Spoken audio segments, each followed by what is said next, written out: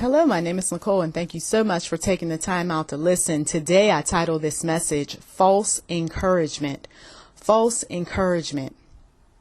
Today, I decided to go shopping, and during my experience, a woman was listening to some music in the store, and she commented about the artist who was singing. The artist was a very popular R&B singer who I did not know at the time had passed.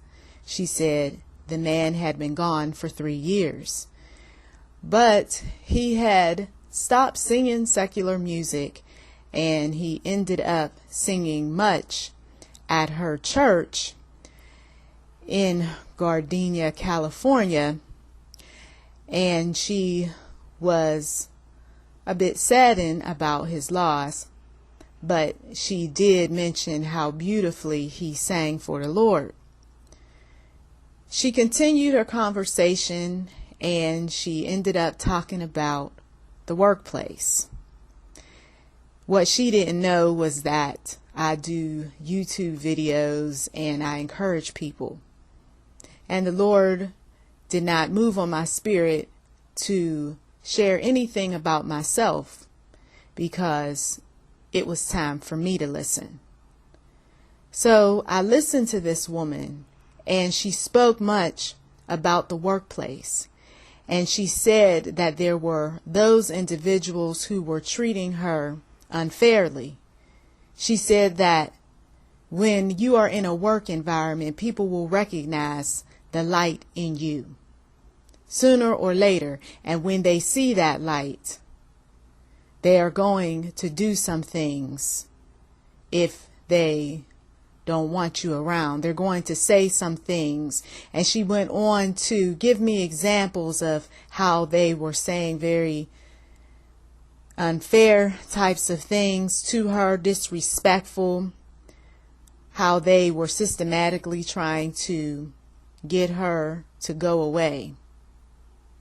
The reason being is because she was a minority in a group of majority, and she was one of those who enforced the rules and followed protocol.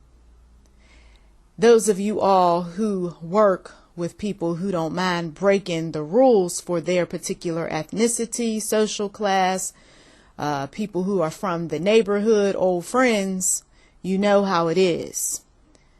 They will come after you. And then if you are a good worker, the woman was telling me that jealous people will kill.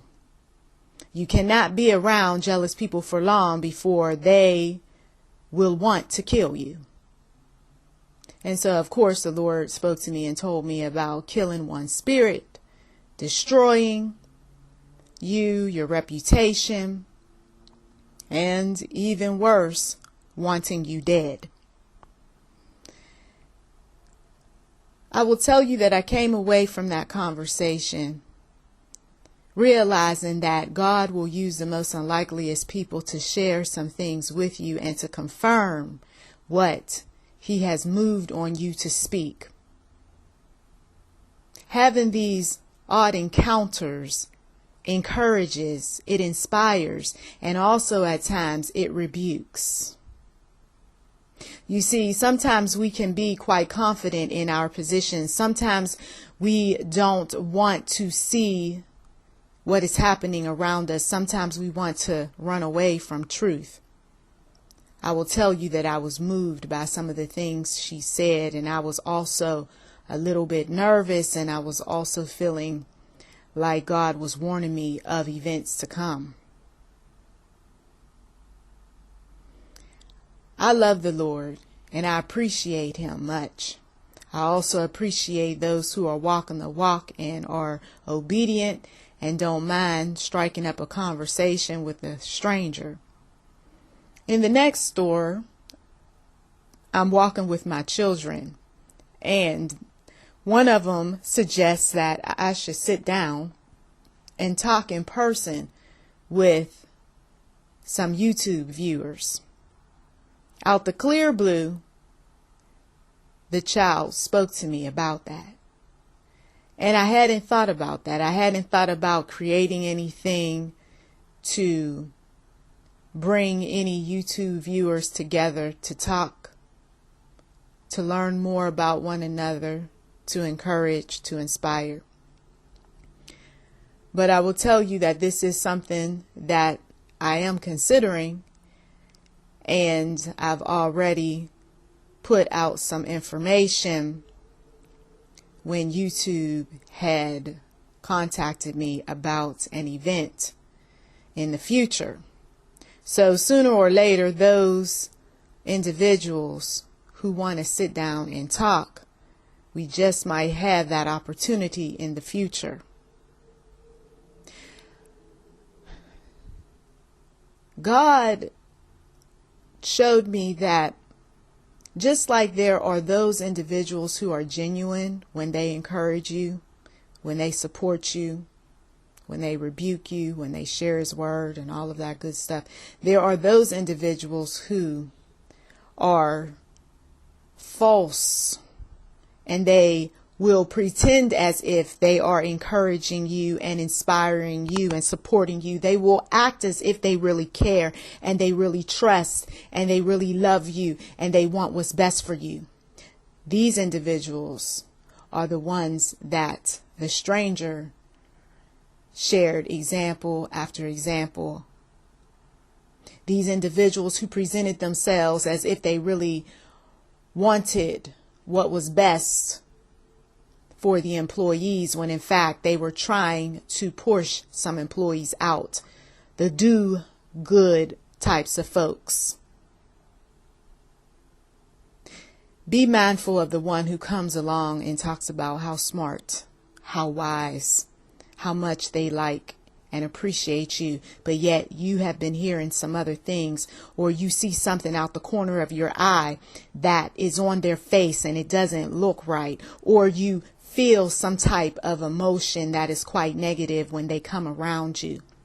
Do not dismiss those thoughts. Do not dismiss those feelings. Do not dismiss what you see.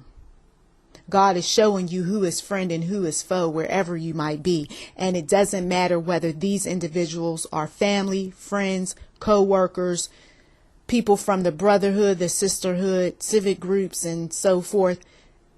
People who have an axe to grind, people who don't like folks who are better workers, people who can see the light in you.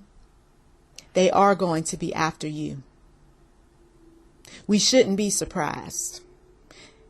Should we at times be disappointed, might be a bit emotional, might even say some things we have no business? It's a release. It's a release at times to get some of that stress off of you.